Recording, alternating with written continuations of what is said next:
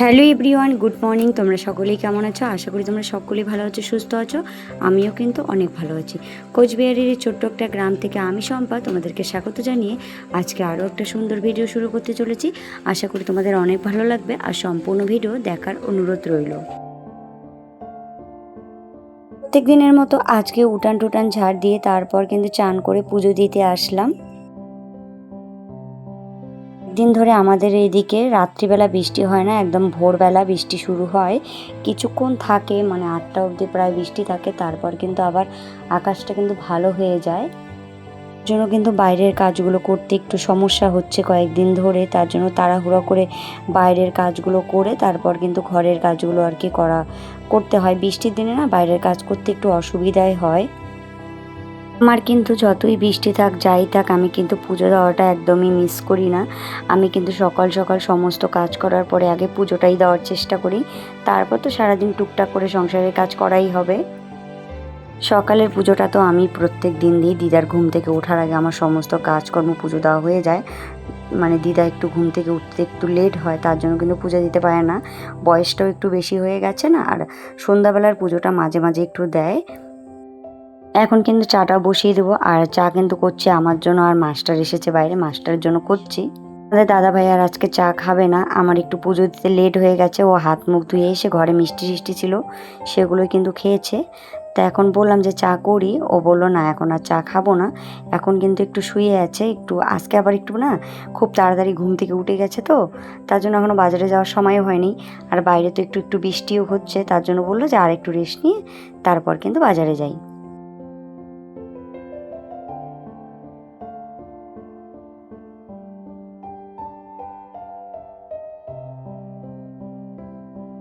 আজকে দুপুরবেলায় এই বিস্কুটটা এনেছিলাম, কৌটার মধ্যে একদমই ঢালি নেই, মেয়েও আর খাওয়ার কোনো এনার্জি জাগেনি, আর আমিও কালকে আর বিস্কুট খাইনি।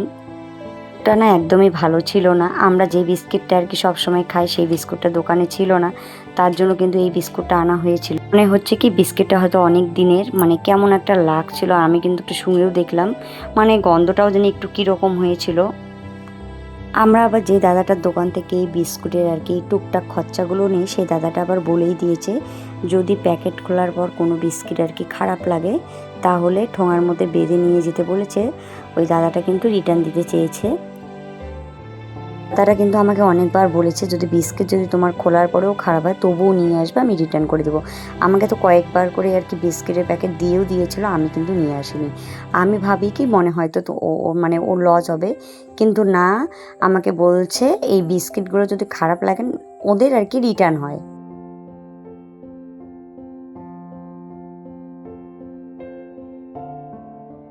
আমাদের দাদাভাই কিন্তু বিছানার মধ্যে শুয়ে আছে, আমি তা বললাম যে তুমি কি চা খাবে, চা খেলে আমি দিই। ও বলছে না খাবেই না চা আজকে আর। কিছুদিন আগেও তো মুখের মধ্যে ঘা হয়েছিল, আবার সেম সমস্যাই শুরু হয়েছে, আবার মুখের মধ্যে ঘা হয়েছে, প্রচণ্ড ব্যথা। এই ঘাগুলোর না ওষুধ খেলেও ঘা কমে না, মানে যতদিন ওর একটা মেয়াদ থাকে না ততদিনেই কিন্তু দেখি মানে ওই ঘাটা মুখের মধ্যে থাকে, তারপর যখন সময় হয়ে যায় তখন কিন্তু একাই কমে যায়। আমি কিন্তু এর আগে অনেকবার ওষুধ খেয়েছি, কিন্তু যতদিন কষ্ট মানে দেওয়ার ইচ্ছা ওই ঘাগুলোর ততদিনই কিন্তু আর কি কষ্ট দেয় দেয় আর কি। যার যার হয় সেই কিন্তু বোঝে, কারো কারো কিন্তু ঘন ঘন হয়, আমারও কিন্তু মাঝখানে খুব সেম ঘন ঘনই হচ্ছে। তারপর কিন্তু বিছানার চাদরটা একদম উল্টে ঝেড়ে পারবো, মানে একদম এলোমেলো হয়ে যায়। ঘুম থেকে উঠলে না এরকম বিছানা দেখতে কিন্তু একদমই ভালো লাগে না। যতক্ষণ আর কি পরিষ্কার করা না হয় ততক্ষণ কিন্তু ভালো লাগে না। আর কোল বালিশে না কাভারটাও কেন জানি না ছিঁড়ে। আজকে কিন্তু আর বিছানার চাদরটা তুলবো না, এমনিতে আর কি তুলে ঝেড়ে ঠেড়ে আবার কিন্তু পেতে নিব। মাত্র 2 দিন হলো, 4-5 দিন আগে যাক, তারপর কিন্তু বিছানার চাদরটা তুলে নিব একবারে। সংসারের কাজগুলো গুছিয়ে করতে কিন্তু আমি ভীষণ পছন্দ করি। তার জন্যে কিন্তু বাড়ি দোকান সমস্তটাই কিন্তু একা হাতেই সামলাচ্ছি। নতুন গডরেজে কিন্তু এখনও কিছু রাখা হয়নি, শুধু মেয়ের কয়টা জামা মেয়ে এভাবে গুছিয়ে রেখেছে। আর পুরানাটার মধ্যেই কিন্তু লেপ ক্যাতা মানে শীতের যত পোশাক সবগুলো কিন্তু পুরোনো আলমারিটাতেই রেখেছি, নতুন আলমারিতে এখনও কিছু রাখিনি। আর পুরোনো আলমারিটা একদম একদম এলোমেলো হয়ে আছে, এগুলো যে কবে গোছাবো, আস্তে আস্তে কিন্তু আমি সম্পূর্ণটাই গুছিয়ে নিব। তারপর কিন্তু এই ঘরের বিছানাটাও গুছিয়ে নিব। মেয়ে কিন্তু কালকে রাত্রিবেলা পড়াশোনা করেছিল, একদমই এলোমেলো করে রেখে দিয়েছে, তার জন্য কিন্তু এখন এগুলো আমার গোছাতে হবে।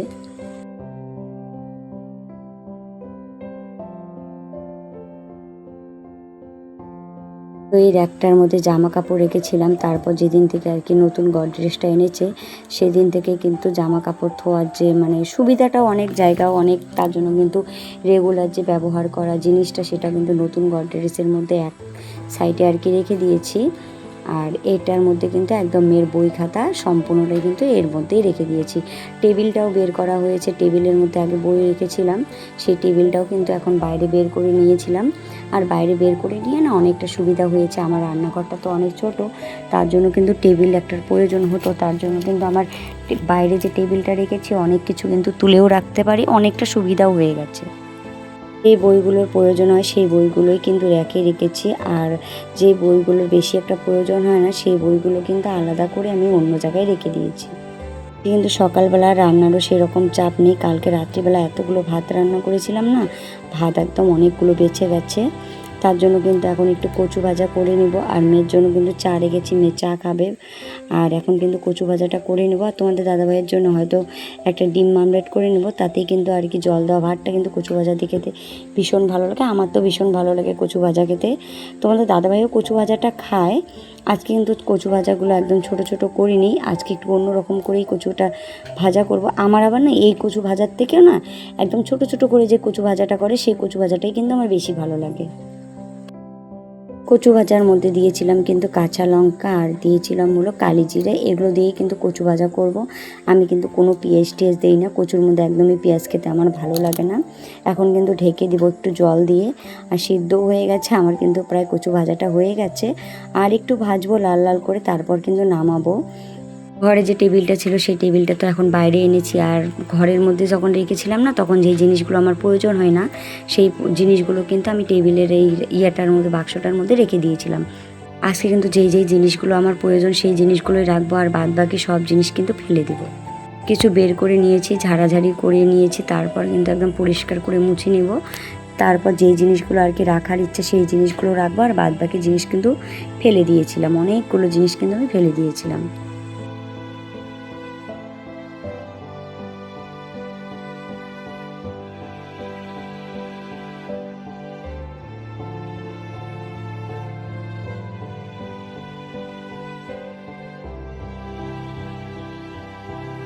এখন কিন্তু বাজারে যাব, বাজার যাওয়ারও সময় হয়েছে। তোমাদের দাদাভাইয়ের জন্য কিন্তু ভাত বেড়ে নিয়েছি, আর আমি কিন্তু আজকে সকালবেলা ডিম খাবো না, একদমই ডিম খেতে ভালো লাগে না। তোমাদের দাদাভাইয়ের জন্য অল্প করে কচু ভাজা নিলাম, ও একটা সকালবেলা বেশি একটা কচু ভাজা খাবে না। আর ডিম কিন্তু আমি 2টা মামলেট করেছিলাম মেয়ের জন্য, মানে অল্প একটু রেখে তোমাদের দাদাভাইয়ের জন্য আর কি টোটালটাই নিয়ে যাব। আর এত ছোট ছোট কেন করেছি বলো তো, টিফিন বাটিটার মধ্যে ঢুকবে না দেখে কিন্তু আমি মানে ছোট ছোট পিস করে নিয়েছি, তাহলে কিন্তু ওর খেতেও আর কি সুবিধা হবে।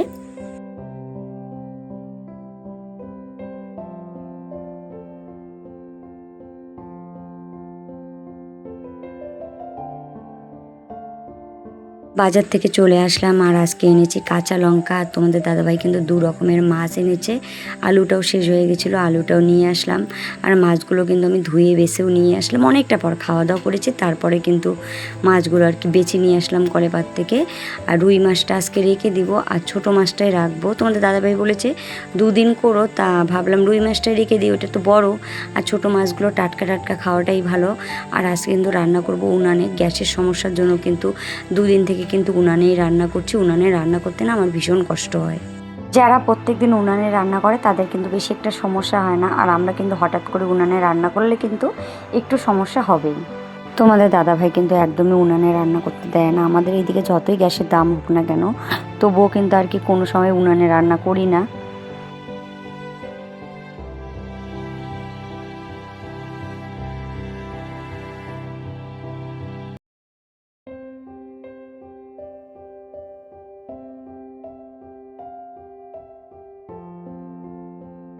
ফুলের তোড়া 2টো ভিজিয়ে রেখেছিলাম, তার জন্য কিন্তু মেয়েকেও আমি ডেকে নিলাম যে তুই একটু ফুলের তোড়াগুলো ধুয়ে রাখ, আর আমি কিন্তু পরে রান্না টান্না করার পরে কিন্তু জামা কাপড়গুলো আর কি ধুয়ে রাখবো। চাটনিটাও কিন্তু হয়ে গেল, তারপর কিন্তু মাছের ঝোল করব। আর সকালবেলা তো কচু ভাজা আছে, এগুলোই কিন্তু আজকে রান্না করব। এই মাছগুলো কিন্তু রেখে দিয়েছি কালকের জন্য, আর মাত্র 2 পিস শুধু নিয়েছিলাম। মেয়ে কিন্তু ছোট মাছ একদমই খাবে না, ওর জন্যই শুধু 2 পিস আর কি বড় মাছ নিয়েছিলাম।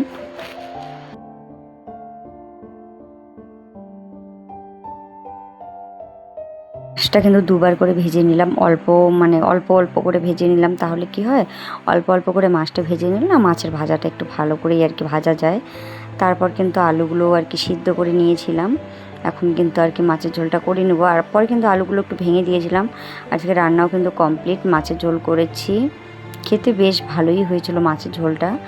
তারপর হলো ওই যে কচু ভাজা আছে আর আমের চাটনি, আজকে কিন্তু দুপুরবেলা এগুলোই খাওয়া দাওয়া, আর কিন্তু বেশি কিছু করিনি। এই জামা কাপড়গুলো তোমাদের দাদাভাই অনেক দিন থেকে পরে না, তার জন্য কিন্তু আজকে আমি ভাবলাম এই জামাগুলো ধুয়ে দিই, তাহলে কি হবে মাঝে মাঝে পরতে পারবে, তার জন্য কিন্তু জামাগুলো আর কি ধুয়ে নিলাম। আর দিদা কিন্তু কলে পাড়ে যাচ্ছে জল আনার জন্য, জানে না দিদা যে আমি ভিডিও করছি। জামাগুলো শুকাতে দিলেই কিন্তু আমার দুপুর অবধি কাজ প্রায় কমপ্লিট হয়ে যাবে। এখন উঠানটা ঝাড় দিয়ে নিব, ঝাড় দিয়ে নিলে কিন্তু প্রায় টুকটাক করে সমস্ত কাজই কিন্তু কমপ্লিট হয়ে যাবে। আর আমার মেয়ে কিন্তু আমাকে ভিডিও করে দিচ্ছে আর আমাকে বলছে যে হয়েছে নাকি হয়েছে না। ওদের কি বলতো, বাচ্চাদের না একদমই আর বিরক্ত লেগে যায়। আর অনেক জামা কাপড় কিন্তু কেচেছি, প্রত্যেক দিনই না অনেকগুলো করে জামা কাপড় কাচতে হয়। দেখো একদম টারে ভর্তি হয়ে গেছে, কোথায় যে জামাগুলো আরও কিছু আছিল ধুলে তো ভালোই হতো, কিন্তু জায়গার সমস্যার জন্য না বেশি একটা ধুতেও পারি না। আর এখন কিন্তু উঠানটাও ঝাড় দিয়ে নেবো। আর ঝাড়ুটা না অনেক লম্বা, আমি কিন্তু লম্বা দিকেই ঝাড়ু নিই, তাহলে কিন্তু ঝাড়ুটা অনেক দিন লাস্টিং করে। আর যখন নারকেলের ঝাড়ুগুলো ছোট ছোট নেওয়া হয় না, কিছুদিন পরে দেখবে প্রথম ঝাড় দিতে একটু আরাম হয়, তারপর কিন্তু কিছুদিন পরে নারকেলের ঝাড়ুগুলো না একদমই ছোট হয়ে যায়। তার জন্য কিন্তু আমি যখনই আর কি ঝাড়ু কেনার চেষ্টা করি তখনই কিন্তু এই বড় বড় ঝাড়ুগুলোই কিনি, তাহলে না অনেক দিন যায়। প্রথম আবার বড় ঝাড়ুগুলো তো প্রথম ঝাড় দিতে ভীষণ কষ্ট হয়, পরে কিন্তু আবার সুবিধা হয় আর কি। সংসারের কাজগুলো যতক্ষণ এলোমেলো হয়ে থাকে ততক্ষণ কিন্তু একদমই ভালো লাগবে না, যখন আবার তোমার সমস্ত কাজ কমপ্লিট হয়ে যাবে তখন দেখবে নিজেকে অনেকটা ফ্রেশ মনে হবে। কিন্তু ঝাড় ঠাড় দিয়ে আমি চান করব, চান করার পরে কিন্তু বাজারে চলে যাব। প্রচণ্ড পরিশ্রম হয়, আর দুবেলা করে দোকানে যেতে হয়, তো আর উনানে রান্না করলে না অনেকটা সময় লেগে যায়। এমনিতেই তো 10টা সাড়ে 10টার দিকে বাজার থেকে বাড়িতে আসি, তারপর আবার দুপুরে রান্না করার পরে যদি আবার রেস্ট না নিয়ে বাজারে যাই তাহলে না ভীষণ পরিশ্রম হয়। আর তোমাদের দাদাভাই কিন্তু রাত্রিবেলা আইসক্রিম নিয়ে এসেছিলো আর এনেছিল এগরোল খেতে কিন্তু আমার ভীষণ ভালো লাগে। তাহলে চলো বন্ধুরা, ভিডিওটা এই পর্যন্তই থাক।